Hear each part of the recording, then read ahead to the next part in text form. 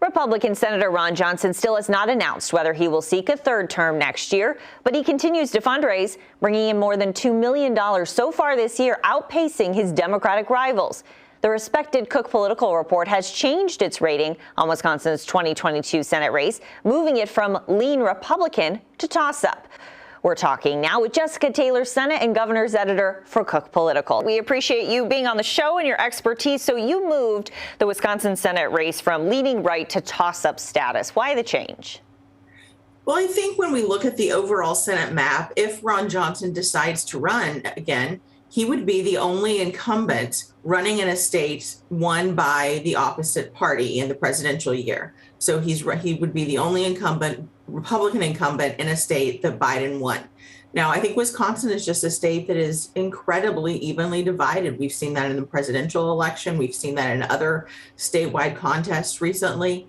And at the beginning of our ratings, when we put them out after the 2020 election for the 2022 map, we don't start any incumbent in toss-up. But what we have seen is that there are now several credible Democratic challengers against Johnson.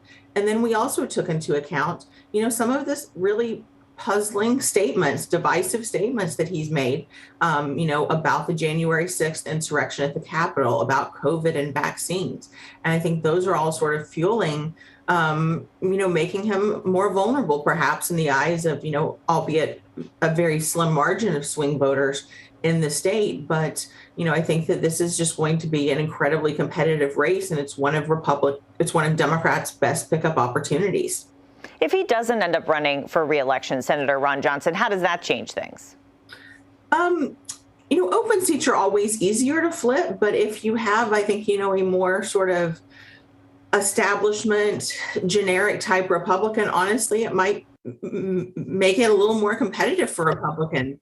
But I will say you can't count Ron Johnson out. And that's what I do keep going back to is that, in 2016, he was sort of left for dead by national Republicans. He has not forgotten that. So he does have a history of sort of beating the odds. He's someone that marches to, his own beat. And really because of that 2016 race, when, again, national Republicans sort of pulled the money and expected him to lose, in part because of that, he's not close with, Senate Minority Leader Mitch McConnell. They don't have a great relationship.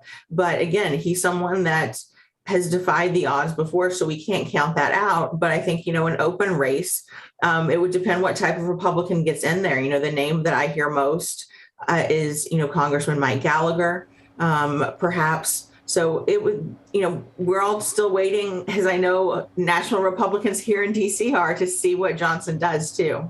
Do you consider this to be the most watched Senate race, would you say, in the country?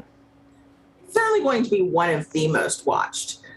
We only have 9 Senate races at this point that we consider competitive. Republicans are slightly more exposed than Democrats of having more seats. But I really think that Johnson right now, he is the most vulnerable Republican incumbent. And I think that's because of the nature of the state that he represents. But also he's, again, the things that he has said and the way that he, sort of positions himself in the Senate, it's not necessarily indicative of someone that's in a swing state. Perhaps that can work. He can get out the, very core base. He will get out Trump voters, but can he turn out enough? I think that's the question.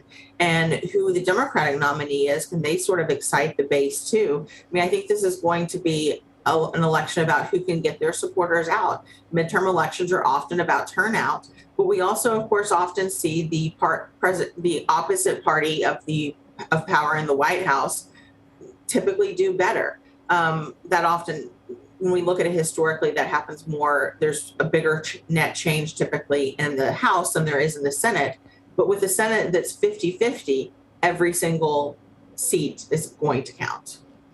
And speaking of that, if a Democrat wins here in Wisconsin, can Republicans regain control of the Senate? It would make it hard because they need to protect every seat that they currently have in order to flipping some that Democrats have. So that makes it more difficult. There's a couple of open seats that I would sort of put on par as good opportunities, especially a Pennsylvania open seat. But I think, Wisconsin is, again, in that top two. We'll see where it sort of ends up ranking as it goes on. But I do think Democrats have, several credible challengers in the race right now that would give Johnson, a really close election, perhaps. Okay. Jessica Taylor with Cook Political Report. Thank you. Thank you. Our editorial partner, WisPolitics, keeps you up to date on the big 2022 races in Wisconsin. You can check out their coverage on the election blog at wispolitics.com. Coming up next, how the Bucks are winning with environmentally friendly choices at Fiserv Forum.